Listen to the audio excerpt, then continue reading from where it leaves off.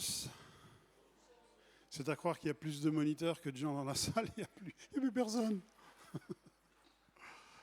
Gloire à Dieu.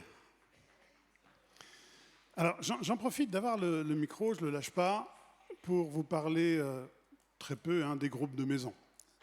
Sachez que la rentrée s'est mise en place, la rentrée des enfants, l'école des enfants. On va reprendre aussi les groupes de maison. Certains n'ont pas arrêté, tant mieux, continuez. Mais on va reprendre cela et dimanche prochain, on va réfléchir à certaines choses avec Bruno durant la semaine là. Et dimanche prochain, je vous présenterai un petit peu ce qui va se passer, les quelques changements aussi qui ont lieu. Il y a des gens qui sont partis, il y a des gens qui les remplacent, etc. Je vous présenterai tout cela. Mais de votre côté, les responsables, commencez à mettre en place, à contacter tous les gens qui font partie de vos groupes pour leur dire, voilà, on va commencer à se réunir, fixer une date ensemble, et puis on va redémarrer tout cela, Dieu voulant. Amen. Savez-vous ce qu'il s'est passé il y a 5783 ans ? Les frères, n'en profitez pas pour vous tourner vers votre femme et lui dire « ça doit être l'année de naissance de ta mère ». 5783 ans. Quelqu'un sait ? La création. Ah, mon message va au moins servir à quelque chose, à vous apprendre ce qu'il s'est passé il y a 5783 ans. Eh bien, il y a 5783 ans, c'était la naissance du premier humain. Premier humain qui va s'appeler Adam et Ève, les deux ensemble. On est incapable de remonter et de savoir quel a été le premier jour de la création, parce qu'on n'a rien pour dater cela. Par contre, on a tous les éléments dans la parole de Dieu pour dater que, il y a 5783 ans, Adam et Ève sont nés. Pourquoi ? Parce qu'il y a toute une généalogie qui est là et qui est mise en place. Et si on fait le décompte des années, on en arrive donc à 5783 ans. Alors, pourquoi je vous parle de cela ? Parce que tout simplement dans la semaine qui vient, qui suit, et notamment samedi, qui sera pour nous le 16 septembre, sachez que nous allons passer à 5784 ans. On prend une année. Bon, vous me direz, au vu des 5000, on risque plus rien. Mais ça veut dire que samedi prochain sera le Nouvel An hébreu. Le Nouvel An hébreu. Ce qu'on appelle dans la Bible, ce que Dieu a appelé, lui, le Rosh Hashanah. Hashanah qui veut dire année, et Rosh qui veut dire la tête. Et je me suis dit, tiens, il y a peut-être certainement quelque chose à creuser là. Pourquoi est-ce que Dieu appelle le Nouvel An ? Nous, on l'appelle le Nouvel An. On l'appellera aussi d'autres façons, la Saint-Sylvestre par exemple. Pourquoi est-ce que Dieu appelle cela le Rosh Hashanah, la tête de l'année ? Question très intéressante. Donc samedi prochain, le 16 septembre pour nous, sera le premier du mois de Tishri, selon les Hébreux, et ce sera donc la tête de l'année. Expression intéressante. Vous savez, les différentes civilisations sont organisées sur différents calendriers. On n'a pas tous le même sur la Terre, on n'a pas tous le même calendrier. Il y a des calendriers dits lunaires, c'est-à-dire qui se calquent sur les différentes phases de la Lune. Généralement, ce calendrier-là comporte 355 ou 354 jours dans l'année. Par exemple, dans l'islam, c'est le calendrier qu'ils utilisent. Les Chinois aussi, ils ont ce calendrier lunaire qui est un peu différent du nôtre, de celui que l'on connaît, nous. Il y a un calendrier qu'on appelle solaire, qui, lui, ne se base pas sur les phases de la Lune, mais va au contraire se baser sur les cycles annuels du Soleil. Et les cycles annuels du Soleil comportent 365 jours ou 66, si c'est une année bissextile, parce qu'on est obligé de rajouter un jour pour rattraper quelque chose. C'est celui que l'on appelle le calendrier grégorien, celui que nous utilisons, nous, que nous connaissons mieux, que l'on appelle calendrier chrétien. Mais c'est tout d'abord un calendrier grégorien. Il n'est pas seulement chrétien. Il y a, je crois, les berbères qui l'utilisent. Il y a les Thaïs, etc. mais on s'aperçoit qu'il y a une autre façon de faire des décomptes de nos jours. Donc un calendrier lunaire, un calendrier solaire, et puis il y a un autre calendrier qui s'appelle l'unisolaire. C'est-à-dire que certains ont dit les lunaires, ils ont raison, mais les solaires, ils ont aussi raison. On va faire un petit mix entre les deux. Et puis, comme son nom l'indique, il se base sur les phases à la fois et de la Lune et également du Soleil. Et ce calendrier-là comporte lui aussi 355 jours par an. C'est le calendrier juif, justement. Et pour rattraper ce retard qui manque souvent, parce qu'il y a une petite phase là, je crois que c'est tous les 4 ans ou les 5 ans, il rajoute un mois, le mois de Hadar. Il y a le mois de Hadar 1er, il y a le mois de Hadar 2. Comme nous, on rajoute le 29 février, eux, ils rajoutent un mois. Mais bon, on s'aperçoit que dans ce monde, on n'a pas tous le même décompte des choses, mais on arrive tous à 5584, donc ça sera le cas pour le 16 septembre, samedi 16 septembre. On a souvent remarqué que la Pâque juive ne tombe pas en même temps que la Pâque chrétienne. Ce n'est pas tout à fait la même date, il y a un décalage. Le Nouvel An, comme c'est le cas le 16 septembre pour les Hébreux, pour nous c'est le 1er janvier, il y a toujours un petit décalage. Donc on s'aperçoit de cela, ce n'est pas tout à fait la même date. Mais pour nous allons voir aujourd'hui une chose qui m'a paru très importante à regarder. Aujourd'hui, nous sommes en 2023, selon le calendrier grégorien, mais sachez qu'au vu de l'humanité, nous sommes en 5000, nous serons le 16 septembre, le 1er Tishri, 5784 ans. Mais pour ajouter un petit peu de confusion, on voit dans notre Bible qu'il existe deux calendriers. Seigneur, tu n'aurais pas pu faire plus simple quand même, c'est déjà compliqué comme cela. Mais on voit dans notre Bible qu'il existe deux façons de compter. Il y a premièrement le calendrier religieux, c'est-à-dire qu'on va faire un décompte à partir d'un événement précis qui s'est passé à un certain moment, et cet événement précis et religieux, c'est la Pâque. Vous savez, lorsqu'ils sont sortis d'Égypte, ils vont mettre en place la Pâque dans le désert, et là va commencer un calendrier religieux qui est au mois de Nissan, le premier mois de l'année qui est le mois de Nissan. Et il nous est dit, par exemple, dans Hébreux 12 et verset 2, on le voit, cela nous est expliqué, Exode 12 et verset 2, où il nous est dit, verset 1 déjà, l'Éternel dit à Moïse et à Aaron dans le pays d'Égypte, « Ce mois-ci sera pour vous le premier des mois, il sera pour vous le premier des mois de l'année. » Donc, au moment où ils doivent instituer la Pâque, au moment où ils sont sortis d'Égypte, de la servitude, de ce pays qui leur imposait des limites, Dieu dit, à partir de ce moment-là, ce mois-ci, le mois de Nissan, sera pour vous le premier mois de l'année. Donc, on y voit un premier calendrier, mais on en voit aussi un deuxième, Exode 23, verset 16. Cette fois, on va nous dire là un petit peu quelque chose qui nous chamboule la tête.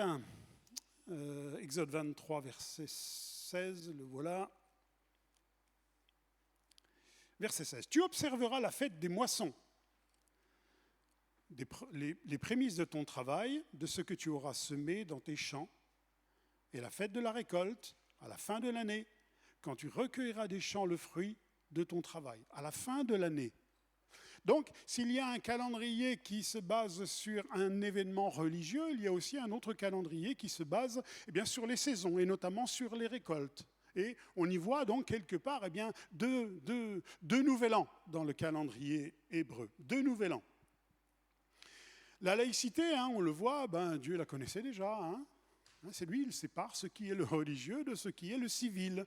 La laïcité, notre société n'a rien inventé, et on n'est pas aujourd'hui confronté à un problème, mais Dieu avait déjà prévu ces choses-là. Il y aurait là aussi beaucoup de choses à dire très intéressantes, mais ce n'est pas mon sujet. Ça serait très intéressant de débattre pourquoi est-ce que Dieu met une laïcité en place. Pourquoi un truc religieux, pourquoi un truc civil. Très intéressant. Mais je désire ce matin vous parler du nouvel an hébreu, qui s'appelle, comme je vous l'ai dit, Rosh Hashanah, la tête de l'année. Pourquoi est-ce que Dieu appelle cela la tête de l'année? Il aurait très bien pu dire comme nous, le nouvel an ou le premier jour de l'année. Non, il dit c'est la tête de l'année. Et c'est une expression qui m'a interpellé et que je trouve très intéressante. Parce que c'est un moment important. Si Dieu appelle ce jour la tête de l'année, c'est parce que c'est très important. Et on peut s'apercevoir que le Seigneur va se servir de moments précis comme ceux-là, justement pour ramener une vérité importante. Même certains serviteurs, même certains rois vont se servir de ce moment-là pour faire quelque chose d'important, pour quelque part remettre en place, replanter, je dirais, dans le cœur et dans l'esprit de tous ces Hébreux, quelque chose de nouveau. On connaît un petit peu tous la situation. À Nouvel An, qu'est-ce qu'on fait généralement? On s'est dit, cette année, elle va être comme ça. Cette année, je vais me forcer à faire ci, je vais faire cela. On prend des résolutions qu'on a beaucoup de mal à tenir. 2 jours après, ces résolutions ne sont pas là. Mais c'est quand même des moments où il se passe des événements où on se dit, à partir de là, j'aimerais bien qu'il se passe ceci ou qu'il se passe cela. On va voir dans la parole de Dieu qu'il y a des Rosh Hashanah de la part du Seigneur où lui veut et désire en tout cas replanter quelque chose parmi son peuple pour repartir de bon pied. Et même certains rois vont saisir l'occasion pour repartir de bon pied. C'est une expression qui revient plusieurs fois dans la parole de Dieu que vous avez certainement remarqué. Et cette expression, c'est tout simplement le premier jour du premier mois. Vous avez remarqué cela dans la parole, souvent, il y a une chose qui se fait le premier jour du premier mois, où Dieu intervient, où certaines choses seront mises en place. C'est-à-dire ce jour du Nouvel An, ce jour de la Rosh Hashanah, où la tête doit être remise en importance et non plus le reste des choses, et c'est ce que l'on va voir ce matin. Tout d'abord, Rosh, comme je vous ai dit, commence par la lettre Resh. La lettre Resh qui veut dire justement la tête. Et pourquoi est-ce que Dieu appelle cela, ce moment, la tête? Resh, c'est une lettre qui est présente dès le début de la création. Vous connaissez, moi j'aime beaucoup l'alphabet hébreu. Vous ne pouvez pas imaginer tout ce que ça nous apprend et tout ce que on aurait besoin d'entendre sur la magie de l'alphabet hébreu. Et ce Resh, ce Rosh, cette tête, on le voit dès l'instant de la création, au premier mot. Le premier mot, vous le connaissez? Bereshit. Donc le R, il est là, le Reshit, il est là. C'est-à-dire le commencement. Et rien que ce mot Bereshit, B qui veut dire maison, l'intériorité des choses, Reshit qui veut dire tête, est là présent. Pour nous montrer que le plus important est là où Dieu veut agir, c'est justement dans notre tête.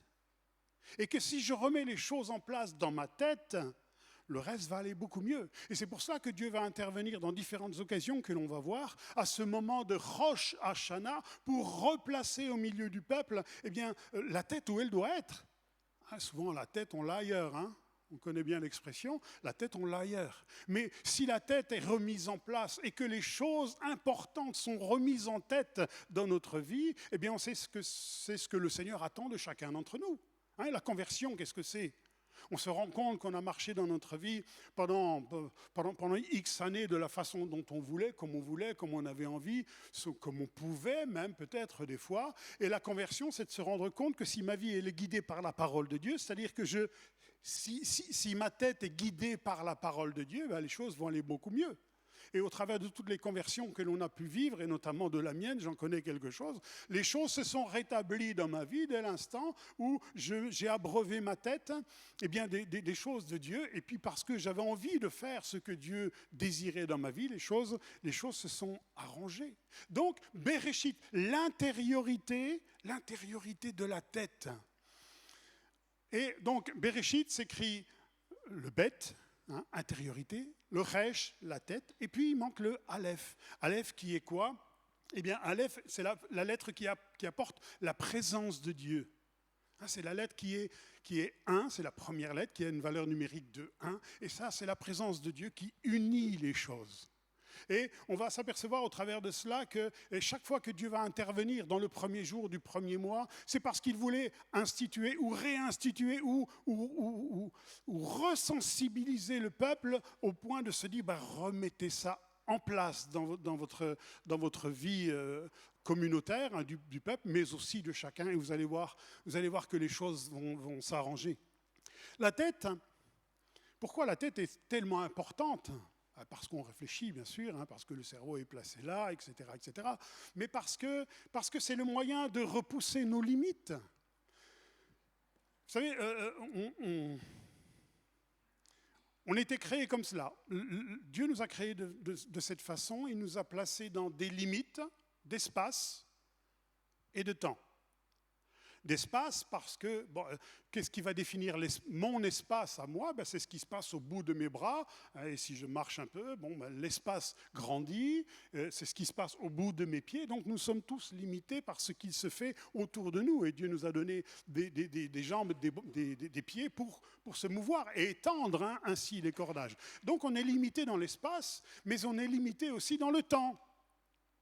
On est limité dans notre temps parce que Dieu avait prévu de nous emmener plus loin. Et quelque part, l'espace, c'est aussi penser. Je peux être limité par ce que je fais, ou par mes mains ou par mes pieds. Je suis limité, certes, mais par la tête, je ne suis pas limité. Je peux penser. Je peux aller quelque part penser très loin. Penser à quelqu'un qui est très loin, visionner des choses qui appartiennent peut-être au futur même à la limite. Et par ma tête, et par notre tête, on est capable de repousser ces limites, d'espérer, de penser. On peut être en prison, la tête ne sera jamais en prison. On a la capacité de s'évader de par notre tête. Et à l'inverse du corps qui, lui, a des limites à ce que nous faisons, nos bras et nos jambes, Dieu a voulu que nous puissions nous aussi nous évader. Nous sommes à la ressemblance de Dieu, à sa ressemblance, qui connaît ces dimensions dans lesquelles nous sommes capables d'agir. Sauf que lui, il est omniscient, omnipotent, et il est créateur de toutes choses. Nous sommes limités dans le temps et l'espace. Lui, il peut tout. Il peut tout faire. C'est la différence entre la créature et le Créateur. Et quelque part, le Créateur a voulu que l'homme, à sa ressemblance, connaisse ces dimensions. Vous savez, la foi, quand on regarde bien la foi que le Seigneur nous invite à avoir, qu'est-ce que c'est? C'est la capacité que nous avons par le Seigneur d'aller plus loin que nos limites. Nos limites, nous avons dit qu'on est illimité au travers de la tête, on est capable de penser, de rêver, d'espérer des choses, mais toujours limité dans le possible. Mais la foi, c'est quoi? C'est de croire justement dans ce qui va plus loin que mes propres limites de l'intelligence. C'est ça la foi quelque part. Dieu nous donne quelque chose qui nous invite à aller encore plus loin que les choses dans lesquelles nous sommes limités. C'est là la foi. Et nous sommes capables de repousser les limites. Dieu est créateur, lui. À l'inverse de nous, Dieu est créateur. Il a créé le monde à partir de quoi? De rien. Nous sommes créateurs aussi, capables de créer la vie, de faire un enfant. Nous sommes capables de créer une œuvre, capable de créer des choses extraordinaires. L'homme a créé des choses extraordinaires. On est capable de faire des ponts gigantesques, mais on les crée certes, mais à partir de matériaux, à partir de certaines choses qu'on a l'intelligence de combiner ensemble et ça va donner ceci. Par exemple, un sculpteur, lui, s'il va faire une œuvre magnifique, Rodin a fait des œuvres magnifiques, mais s'il n'avait pas le caillou avant et s'il n'avait pas la pierre, il n'aurait rien fait du tout. À l'inverse, Dieu est créateur. Lui, il a besoin de rien pour créer, tandis que nous avons besoin d'une base. Et ce mot Bereshit qui indique le commencement des choses, l'intériorité des choses, la tête qui doit être dirigée, Bereshit indique aussi qu'il y a une fin, qu'il y a des limites, qu'il y a un but. Peut-être pas une fin, mais au moins un but. Comme Christ, ça rejoint tout à fait les paroles de Christ qui va dire « Je suis l'alpha, je suis le commencement, mais je suis aussi la fin ». Donc, on s'aperçoit que dans le cycle des choses que Dieu a prévues, il y a aussi une fin qui est tout aussi importante. Mais ce qui est important de comprendre pour nous ce matin, c'est que souvent la fin, elle est conditionnée par le début. Et là, on se dit, c'est là que, dans ma tête, si les choses étaient bien cadrées, la fin, elle aurait été beaucoup plus intéressante à vivre. Beaucoup plus intéressante. L'homme a des projets, l'homme met en place des choses. Sans Dieu, et puis on arrive et au bout d'un certain temps, on s'est dit, c'est toujours la catastrophe dans cette société, il n'y a rien qui va. Mais si l'homme avait remis dans sa tête les bases que Dieu avait mises en place, les choses seraient différentes aujourd'hui. Et c'est cela une vie de foi, frères et sœurs. C'est de remettre dans notre tête les principes de Dieu qui vont faire que ça va changer ma vie et ça va changer l'issue des choses. hein. Donc on s'est dit, waouh, on comprend un petit peu mieux, enfin j'espère que vous comprenez, j'espère surtout que je m'explique bien, que lorsque Dieu va intervenir dans des moments de premier jour de la semaine, premier jour du premier mois, c'est parce qu'il dit, si on fait comme cela, les gars, ça va aller mieux. Ça va aller beaucoup mieux. Cela nous invite à penser que le début conditionne également la fin. Hein, on fait des choses, est-ce qu'on les a pensées ? Et si on les a pensées, est-ce que nos pensées étaient tout d'abord orientées sur Dieu ? On a des projets, on met des choses en place dans nos vies, et souvent ça marche ou ça ne marche pas. Et puis quand ça ne marche pas, on se remet un petit peu en question, et on se dit, oui, mais est-ce que j'ai demandé à Dieu ? Est-ce que j'ai soumis mon projet au Seigneur ? Est-ce que je lui ai demandé ce qu'il en pensait, etc. Et puis bien souvent, enfin en tout cas pour ma vie, bien souvent, quand ça a foiré, je me dis, j'aurais peut-être dû me demander au Seigneur avant. Hein, le réchit, la tête. Est-ce que je me suis occupé de la tête avant de faire des choses ? C'est pour cela que dans la Bible, il nous est souvent parlé de prémices. Hein, on y retrouve cette histoire de prémices. Les premières choses ont une importance. Quand tu seras rentré dans le pays que l'Éternel, ton Dieu, te donne, eh bien, tu lui offriras quoi ? Tes premiers enfants. Tu lui consacreras tes premiers enfants. Tu lui consacreras tes premiers fruits. Tu lui consacreras tes premières semailles. Hein, les premières, pas les dernières ou ceux du milieu, non. Les premières. Pourquoi ? Parce qu'elles ont une importance, ces premières. Elles conditionnent tout le reste.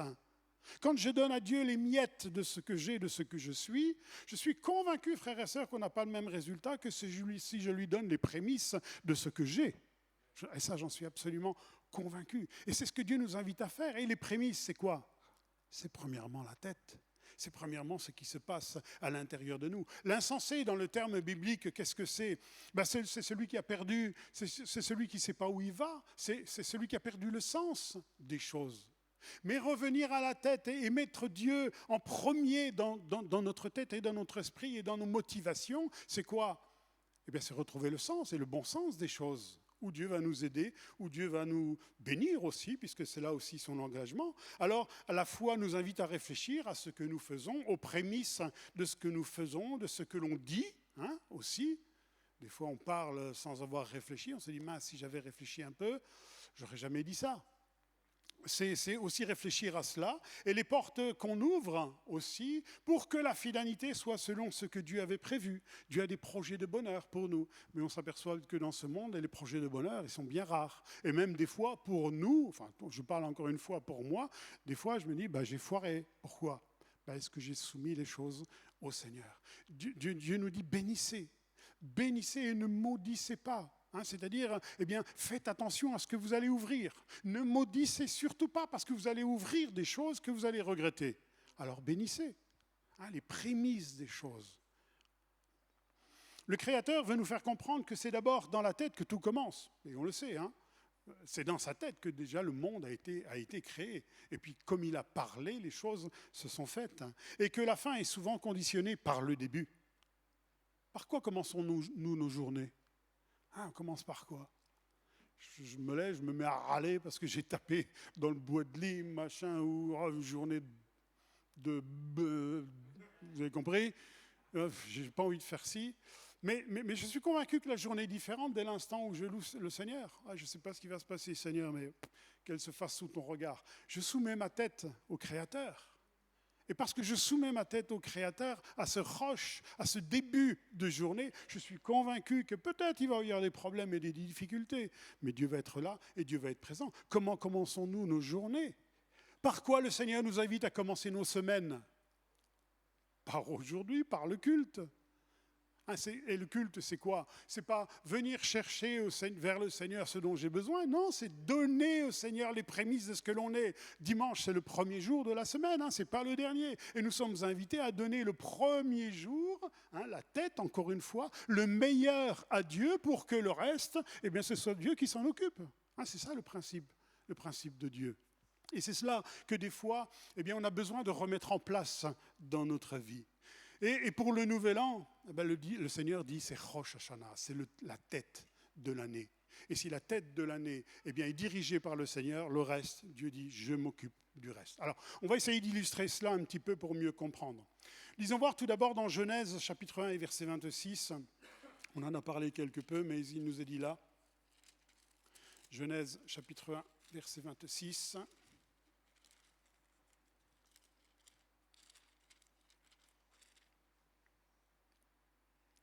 Puis Dieu dit, faisons l'homme à notre image, selon notre ressemblance, et qu'il domine sur les poissons de la mer, sur les oiseaux du ciel, sur le bétail, sur toute la terre, et sur les reptiles qui rampent sur la terre, etc. Donc, le premier jour du premier mois que l'on est capable de comptabiliser, c'est bien le jour de la création de l'homme, parce qu'avec toute la généalogie, on est capable d'aller jusqu'à ce jour-là. Adam est mort à tel âge, il a engendré un fils qui a vécu tel âge, et on remonte comme cela, et ça nous fait 5784 années. Donc, le premier jour du premier mois, on le base là-dessus, sur la création de l'homme. Parce que sur le reste, avant, les jours qui se sont passés avant, les jours de la création, on n'a aucune base, on n'a rien. Est-ce que avant ce jour précisément, il ne s'est pas passé des milliers d'années? C'est tout à fait possible. Mais on n'en sait rien, on ne sait pas. Il s'est passé, comme les scientifiques le disent, il y a 80 millions d'années, il y avait si. On a du mal à croire, on ne sait même pas le temps qu'il va faire dans 15 jours, ils sont capables de remonter à 80 millions d'années. Mais comment ils font, les gars? Bon, admettons, et on peut se dire, mais pourquoi pas, je n'ai pas de base pour les contrecarrer. Mais je sais par contre que l'histoire de l'humanité a commencé il y a 784 années. Donc, dans ce premier jour du premier mois, l'homme et la femme sont créés, jouissent d'un espace et de temps, espace dans leur relation avec ce Créateur, dans les choses qu'ils partagent ensemble, capables aussi de vivre des choses dans le spirituel. Ils avaient une telle communion qu'ils vivaient sur la terre, mais ils vivaient aussi dans le ciel avec la communion qu'ils avaient avec le Seigneur. Et dans le temps, pourquoi? Parce qu'ils ont l'éternité, ils ont le temps et ils ont l'espace. Ils ne sont pas ni limités dans le temps ni dans l'espace. Et le mot d'ordre que le Seigneur va leur donner, c'est quoi? C'est croissez, multipliez, remplissez la terre. Et le premier jour du premier mois, Dieu a voulu que ce soit un jour de bénédiction. Et c'est vraiment le projet que Dieu a pour chacun d'entre nous. Et tant que l'homme et la femme, tant que Adam et Ève marchaient avec le Seigneur, tout se passait très bien et ils étaient bénis, pleinement bénis. Et c'est pour nous aussi une volonté de la part du Seigneur de nous bénir. Et tant que la tête appartient au Seigneur, alors on peut compter sur la bénédiction de Dieu. Des problèmes peuvent venir dans notre vie, certes, oui, ils arriveront. Mais le Seigneur dit, t'inquiète pas, c'est mon problème. Donc, multipliez-vous, croissez, remplissez la terre. Voilà la bénédiction. Le premier jour du premier mois est un jour de bénédiction de la part du Seigneur, un jour de prospérité. Multipliez-vous, prospérez. Mais lorsque le péché fait son apparition, que va faire le Créateur? Eh bien, il va mettre de l'ordre. Lorsque Adam et Ève ont mangé le fruit défendu, alors le Seigneur va leur parler à ce moment-là et il va mettre de l'ordre. Il y a un désordre qui s'est fait là à ce moment-là. Il va s'adresser au serpent et il va lui dire quoi? Il va dire tu seras maudit. C'est-à-dire que tu vas être inférieur. Tu vas changer dans ta conception déjà. Et puis en plus, tu vas être maudit, tu vas être inférieur à l'homme. Et puis il s'adresse à la femme et il va lui dire quoi? Il va lui dire ton mari dominera sur toi. Ça veut dire que maintenant ton mari devient pas supérieur en qualité, en capacité, non, mais il va dominer sur toi. C'est plutôt toi qui vas même te soumettre à lui. Ton mari dominera sur toi. Et à l'homme, il va lui dire quoi? Il va lui dire, tu seras esclave de la terre et tu mangeras à la force de tes bras. Donc on s'aperçoit qu'il y a de l'ordre que Dieu met, parce que le péché a mis un désordre. Parce qu'ils avaient perdu le sens des priorités et surtout d'écouter Dieu. Ça veut dire quoi? Ça veut dire que dans leur tête, ils avaient laissé rentrer autre chose que la parole de Dieu, et notamment la parole du serpent. Souvent, lorsque nous nous sommes égarés, eh bien nous aussi, on a besoin de remettre de l'ordre dans notre tête. Et je crois que Dieu nous donne l'occasion à chaque fois, et ce Rosh Hashanah dans lequel on s'aperçoit que Dieu est capable de parler, est souvent une invitation pour nous à remettre de l'ordre dans notre tête. Et d'ailleurs, qu'est-ce que le Seigneur va dire à Ève à propos du serpent? Il va lui dire, tu vas écraser la tête. Il ne va pas dire, tu vas le couper en deux, ou bien tu vas le mettre au feu, ou bien non. Tu vas lui couper la tête, parce qu'il connaît l'importance de la tête. Adam et Ève ont écouté et ont mis dans leur tête quelque chose d'autre que la parole de Dieu. Une autre parole que celle de Dieu, et ça a engendré un désordre. Alors il faut remettre de l'ordre dans ces choses. La conversion, c'est quoi? C'est de remettre de l'ordre dans notre vie et notamment déjà dans notre tête. Et ce qui devrait être les priorités de notre vie. Et Rosh Hashanah, c'est ça, c'est remettre en nous des priorités qui viennent de Dieu. Parce qu'elles sont importantes et parce que je ne les ai pas écoutées et elles m'ont fait dévier dans ma vie de ce qui était prévu par rapport au Seigneur. Cela n'est pas... ce n'est pas le malin, ce n'est pas les paroles extérieures qui doivent devenir la tête et nous influencer. C'est les paroles de Dieu. C'est la parole du Seigneur qui doit nous influencer. Et ce Rosh Hashanah, c'est quoi? C'est revenir à la parole du Seigneur. C'est lui, c'est ces paroles-là qui doivent te diriger. Ce n'est pas les paroles du serpent. Reprends les commandes de ta vie. C'est ça, en fait, ce que cela veut dire. Et le diable lui-même connaît bien ce principe, vous savez. Il connaît bien ce principe. Lorsqu'il veut détruire, il commence par quoi? Il commence par la tête, les mauvaises pensées. C'est ça qui va commencer à nous détruire. Lorsqu'il veut détruire une œuvre, lorsqu'il veut détruire une église, il commence quoi? Il commence toujours par la tête, parce qu'il en connaît l'importance. Et pour nous, c'est exactement la même chose. Qu'est-ce qui nous dirige dans notre vie spirituelle aujourd'hui? On est peut-être converti depuis des années, mais ça peut être les habitudes. Les habitudes de venir au culte le dimanche. Oui, je suis chrétien, je vais au culte le dimanche. C'est peut-être les sentiments qui ne sont pas forcément mauvais. C'est peut-être les intérêts. Je vais au culte et je marche avec Dieu parce que je sais que Dieu me bénit. C'est peut-être toutes ces choses-là qui ne sont pas forcément une mauvaise chose. Mais est-ce que c'est la chose principale? Est-ce que c'est la chose principale? Est-ce que c'est ce qui doit me motiver? Est-ce que c'est ce qui doit m'attacher au Seigneur? Quelles sont dans notre tête aujourd'hui, peut-être plusieurs années de conversion après, quelle est ma motivation? Quelle est ma véritable motivation? À l'église d'Éphèse, Jean va s'entendre dire, eh bien, tu diras à cette église, souviens-toi d'où tu es tombé. Souviens-toi d'où tu es tombé. C'est-à-dire, le Seigneur fait un retour en arrière et regarde là où tu es tombé. Et d'autres paroles nous seront dites, mais par tes paroles tu seras justifié, par tes paroles tu seras condamné. C'est-à-dire que j'ouvre des choses dans ma vie qui vont faire qu'il y aura des conséquences et une suite. Et le Seigneur me dit, reviens en arrière par rapport à cela, referme ces portes et remets dans ton esprit et dans ta tête des choses qui viennent de moi et tu verras que les choses vont être différentes. Rosh Hashanah, c'est cela. C'est dès l'instant où on a oublié que le principal de notre vie, c'est le Seigneur. Pas les habitudes, pas une vie religieuse. On sait que ça nous pend au nez à tous, avec les habitudes, on fait les choses par habitude, on est chrétien par habitude, des fois, mais il est bon de se poser la question, de se dire, mais Seigneur, est-ce que tu es vraiment ma tête? Est-ce que j'ai vraiment envie que ma tête t'appartienne? Apprenons à mettre ou remettre peut-être de l'ordre dans les prémices de ce que nous faisons et ce qui sort peut-être même de nos bouches, parce que cela engendre toujours une fin. C'est par la tête que ça commence. Genèse chapitre 8, verset 13. On voit une deuxième intervention de la part du Seigneur qui va se faire, comme nous l'avons dit jusque-là, un premier jour du premier mois. Genèse chapitre 8 et verset 13. Nous connaissons bien déjà ce passage. C'est lorsqu'il va y avoir le déluge, que Noé est invité à se construire une arche, de monter dans cette arche, et puis les eaux vont monter, les eaux vont monter d'en bas, elles vont descendre d'en haut, ce qui fait que la terre est complètement submergée. Et puis, nous avons le verset 13 qui nous dit ceci. L'an 601, le premier mois, le premier jour du mois, les eaux avaient séché sur la terre. C'est-à-dire que Dieu dit à ce moment-là, ce Rosh Hashanah-là, ce nouvel an-là, Dieu dit maintenant, je désire que les choses soient différentes. Et je désire tellement que les choses soient différentes, qu'il a détruit l'ancien monde qui était pécheur et qui ne pensait plus qu'au mal, pensait encore une fois la tête, en espérant que Noé va refaire des choses avec une nouvelle base. Le déluge était le moyen que Dieu a donné pour une seconde chance à l'humanité.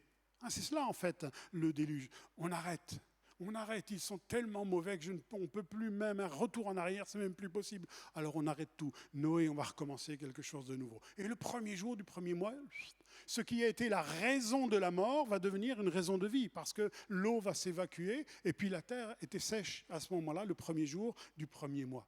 Vous savez, ne négligeons jamais la bonté et la sévérité de Dieu.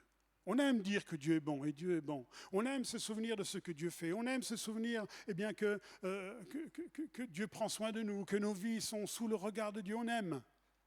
Mais on oublie souvent la sévérité de Dieu. On s'aperçoit que Dieu n'a pas fait de cadeau à ce monde avant Noé. Il y a des limites à la corruption. Il y a des points de non-retour. Il y a des fois, quand j'ai ouvert des choses à l'intérieur de moi, de même qu'il y a un début à des choses, il y a aussi une fin. Et des fois, la fin, c'est comme les hommes qui vivaient du temps de Noé, c'est fini, je ne peux plus rien pour eux.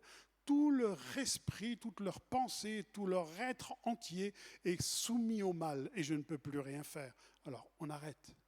Et souvent, on oublie cet aspect des choses, que Dieu est bon, mais que Dieu est aussi sévère et que lui aussi a posé des limites qu'il ne pourra enfreindre. Le Seigneur viendra à un moment où il y aura un point de non-retour à nos sociétés et à la corruption. On se demande, mais Seigneur, qu'est-ce que tu fais? Qu'est-ce que tu fais? Il y a encore des points positifs dans notre monde, il y a encore des âmes à qui parler du Seigneur, mais il y arrivera un moment où le Seigneur dira, maintenant c'est fini, maintenant c'est stop, maintenant on ne peut pas aller plus loin. Serais-je de ceux que Dieu va épargner, comme Noé a été épargné, Noé et sa famille a été épargnés à ce moment-là? Et serons-nous de ceux qui vont connaître le premier jour du premier mois d'une ère nouvelle avec le Seigneur? Serons-nous de ces gens-là?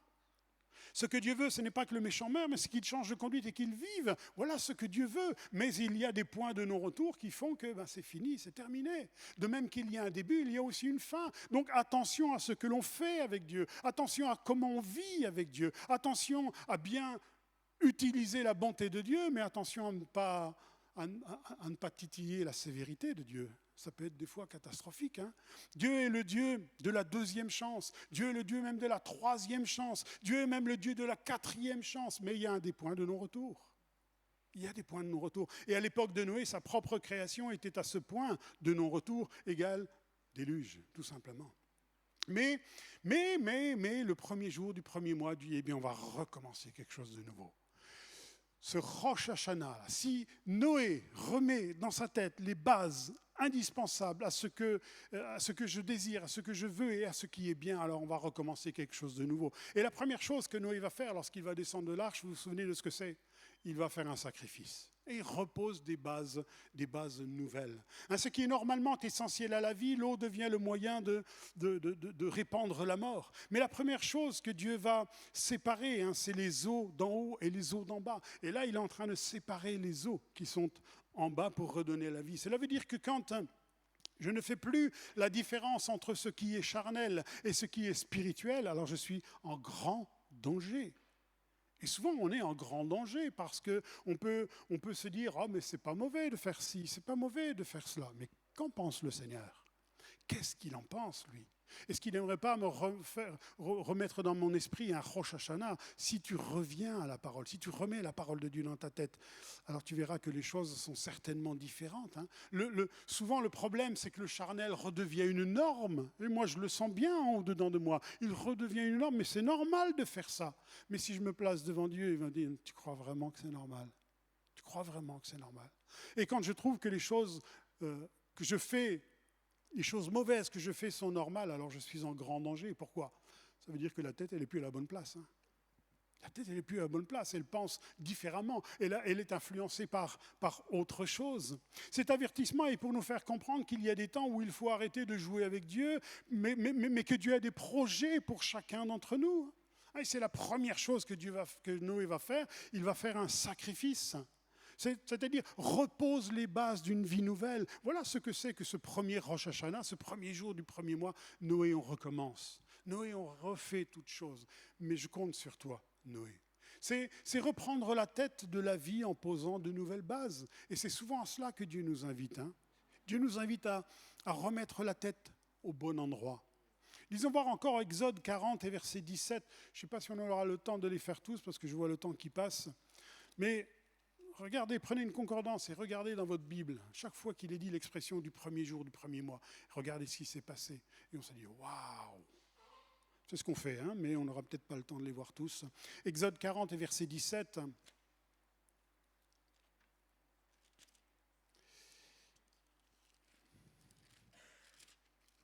Donc quand les Hébreux seront dans le désert et sont en train de servir le Seigneur, Dieu a donné à Moïse des plans, et notamment celui du tabernacle. Et il nous est dit là à propos de ce tabernacle, au verset 17, Exode 40, verset 17, « Le premier jour du premier mois de la semaine de la seconde année, le tabernacle fut dressé. » Ce n'est pas un hasard, le premier jour du premier mois.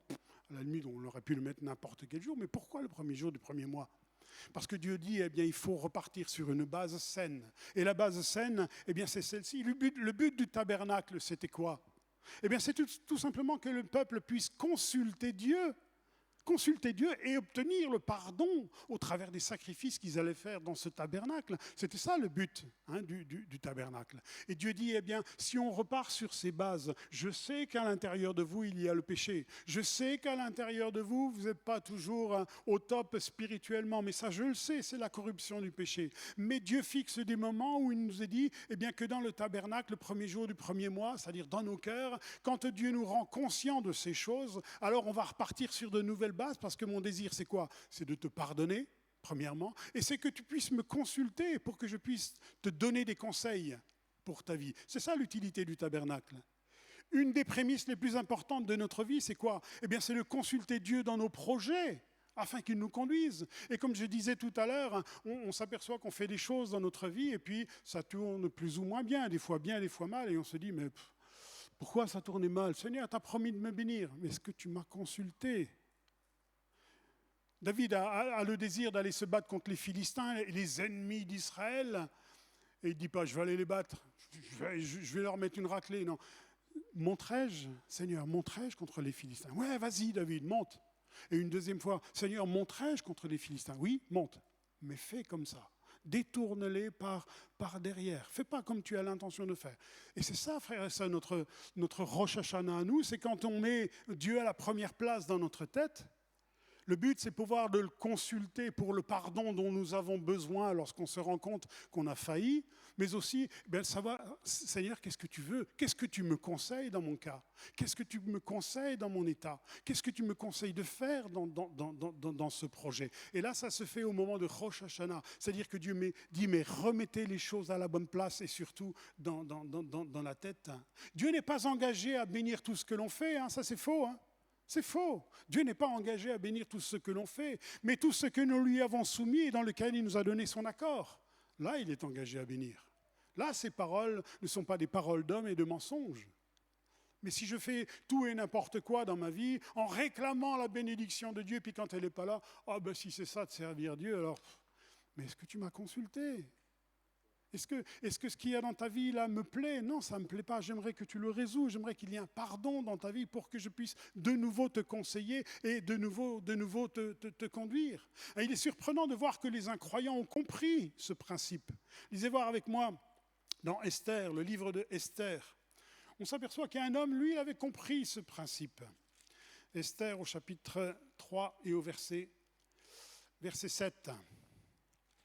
Un homme qui voulait absolument faire un génocide des Juifs. C'est Aman, chapitre 3, verset 7.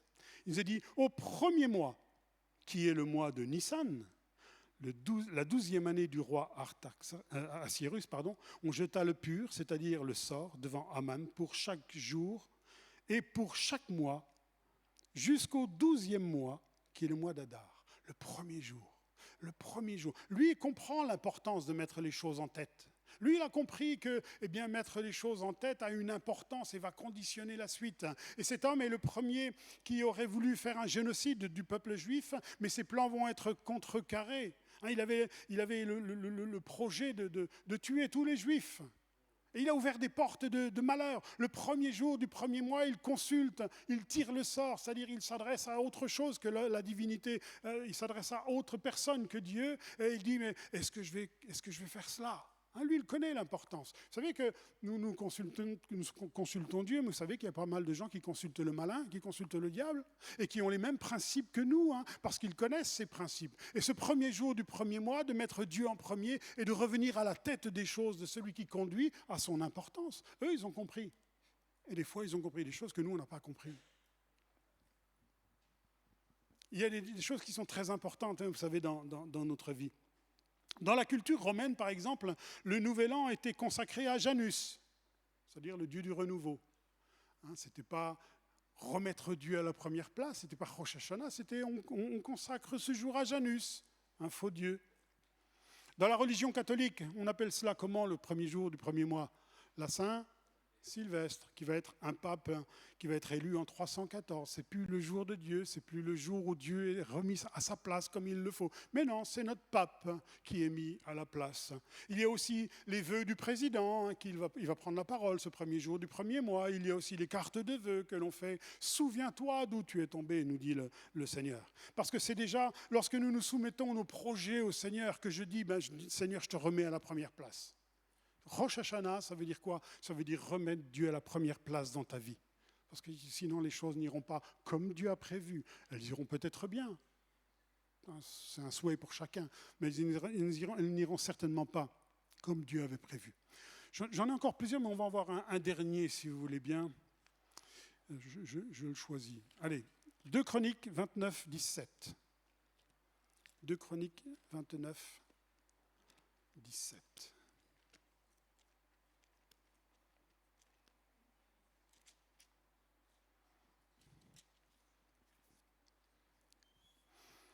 De Chroniques 29 et au verset 17, c'est un roi. Il nous a dit, ils commencèrent des purifications le premier jour du premier mois. Le 8e jour du mois, ils entrèrent dans le portique de l'Éternel et ils mirent 8 jours à purifier la maison de l'Éternel. Le 16e jour du premier mois, ils avaient achevé. C'est à un certain moment de la vie du roi Ézéchias.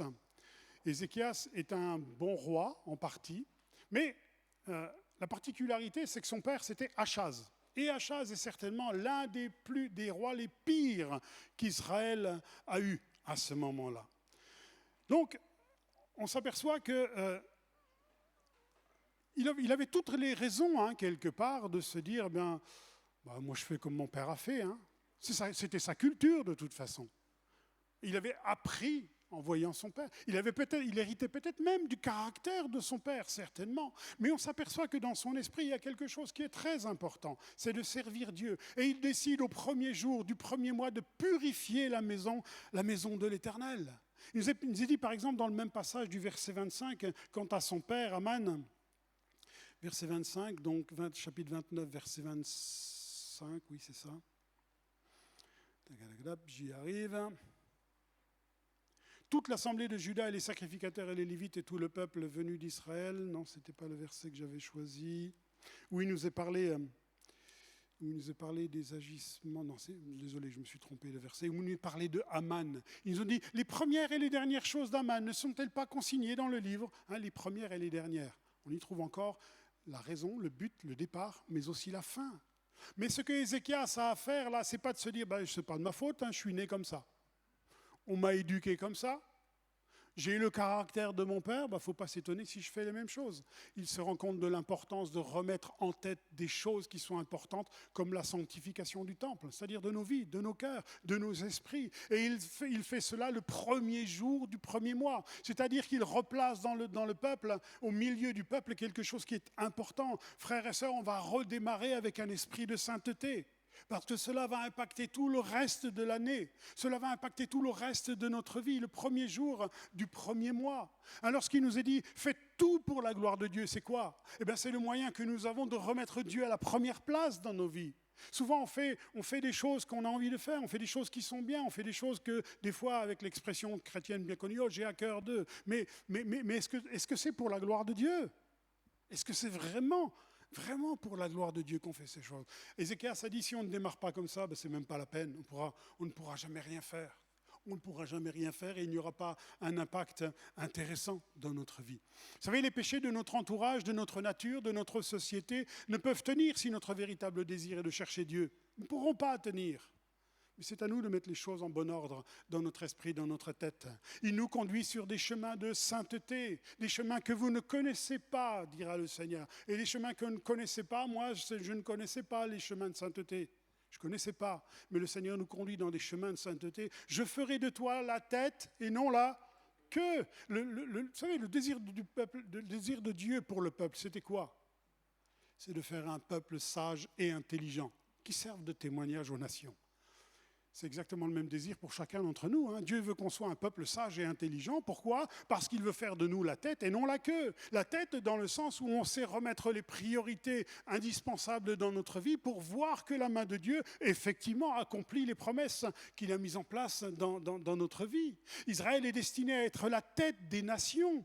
Malheureusement, ils ne l'ont pas compris. Mais elle est destinée à être la tête des nations. Et parce qu'il va se passer des choses et des événements, eh bien, il nous est dit que toutes les nations reviendront à Israël. Toutes les nations reviendront. Pourquoi ? Parce qu'ils ont compris, ils auront compris des choses que nous, on n'aura peut-être pas compris.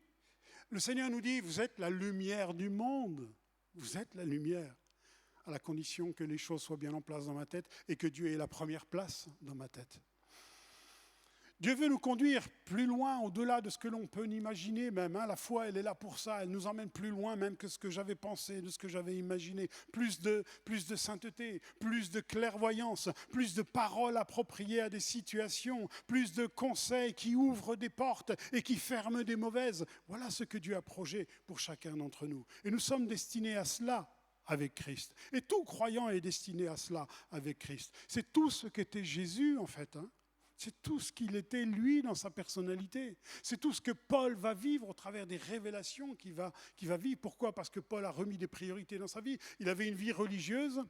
Il se rend compte qu'au final, Dieu n'était pas en premier dans sa vie. Il a la révélation de Christ. Il remet de l'ordre à l'intérieur de lui. Et qu'est-ce qui se passe ?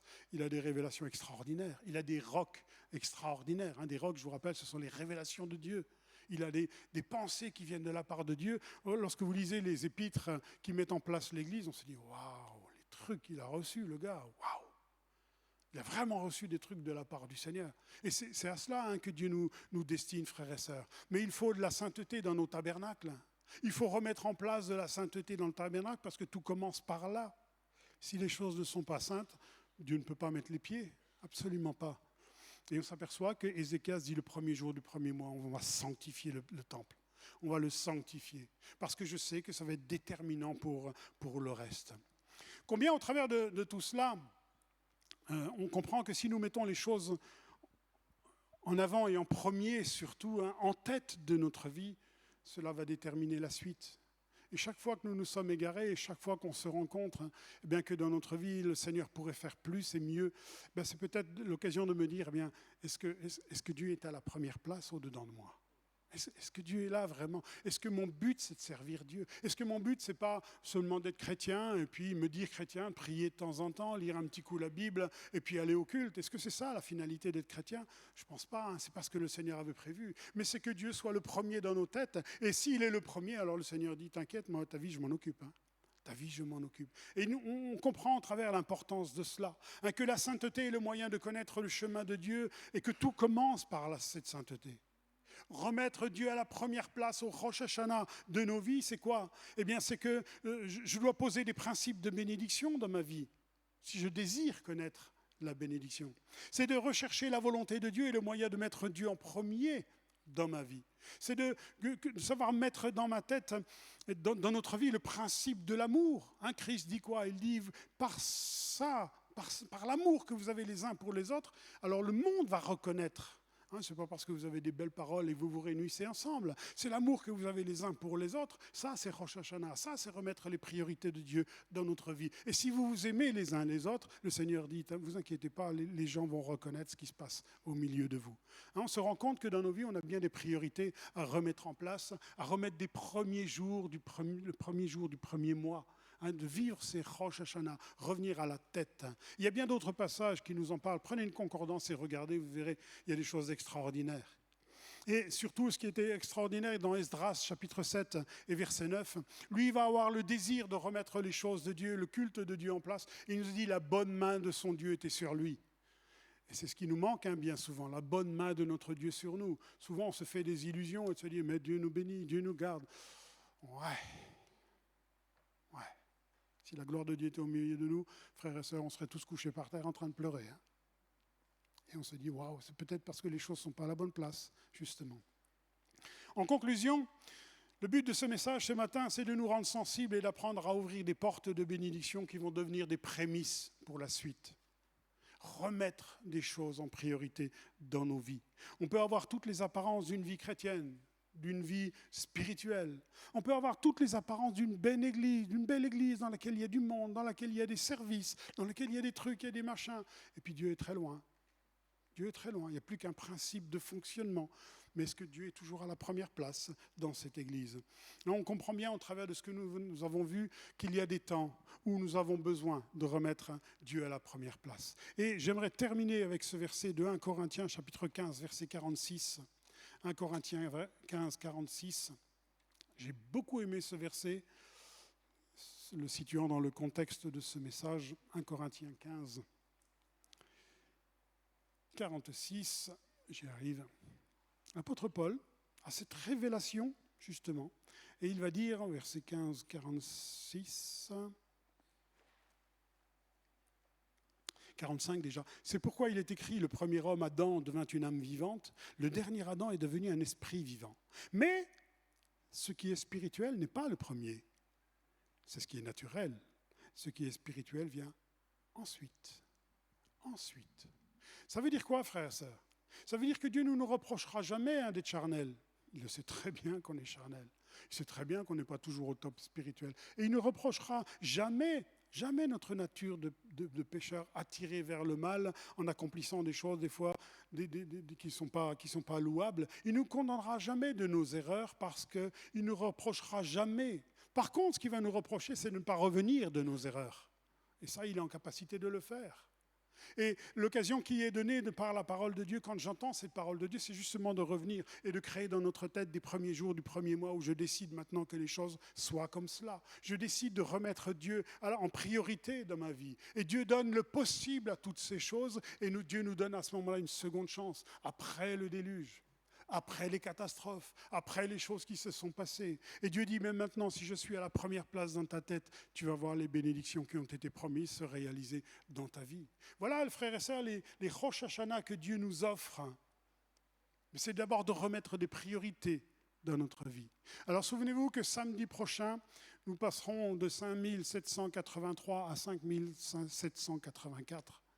Mais faisons de chaque occasion où on entend le Seigneur, où on ressent l'Esprit nous parler, faisons de chacune de ces occasions des Rosh Hashanah en se disant, c'est le premier jour du premier mois que Dieu m'a mis à cœur et que je démarre quelque chose et que je prends de nouvelles résolutions et que je vais tenir ces résolutions parce qu'elles conditionnent la suite de notre vie et de ma vie.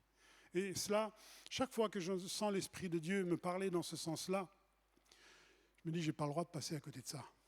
Si je passe à côté, là, je suis condamnable. Je ne suis pas condamné parce que je suis pécheur. Le Seigneur le sait très bien que je suis pécheur. Par contre, si je ne prends pas le moyen que Dieu me donne, pourquoi tu n'as pas saisi ma main? Pourquoi tu n'as pas saisi ma main? Je voulais tout changer dans ta vie, mais tu ne l'as pas voulu. Tant de fois, j'ai voulu vous rassembler sous mes ailes et vous ne l'avez pas voulu. Mais Seigneur, on n'a jamais vu ça. Tant de fois, j'ai essayé. Et frères et sœurs, les occasions nous sont données de vivre de nouveau des Rosh Hashanah, c'est-à-dire de remettre Dieu à la première place dans nos vies et dans nos cœurs. Lisez la parole de Dieu, prenez une concordance, regardez, il y a des choses extraordinaires qui se passent à ce moment-là, que Dieu veut remettre en place dans nos vies. Et on en est là bien souvent, plusieurs années de conversion après, on se dit, wow, il faut vraiment que je revienne à cela. Il faut vraiment que je revienne à ces bases qui étaient importantes et que Dieu bénit. Je vous laisse avec ça sur vos cœurs, frères et sœurs, mais combien la parole de Dieu s'est parlé à nos cœurs. Amen. Merci notre Dieu, merci Père. Ta parole est extraordinaire parce qu'elle nous dévoile ton cœur, ton désir pour chacun d'entre nous. Et ton désir, ce n'est pas que le méchant meure, mais c'est qu'il change de conduite et qu'il vive. Tu as des projets de bénédiction pour chacun d'entre nous. Tu as des projets même de bénédiction pour cette Église. Seigneur, pardon pour toutes les fois où ce n'est pas toi qui diriges nos vies, et même l'Église peut-être des fois. Pardon pour toutes ces fois où nous sommes détournés par les habitudes, par le train-train quotidien, par toutes ces choses que le monde sait nous détourner, par toutes les tentations qu'il nous tend. Seigneur, merci de nous apprendre à saisir les occasions que tu as de nous parler, de revenir à toi, de remettre à la première place de nos vies, de nos cœurs. Et nous te bénissons pour l'amour, la compassion que tu manifestes à chacune de nos vies et à ton Église en général. Apprends-nous à revenir à toi et apprends-nous, Père, à te garder toujours et à faire toutes choses pour la gloire de ton nom. Amen.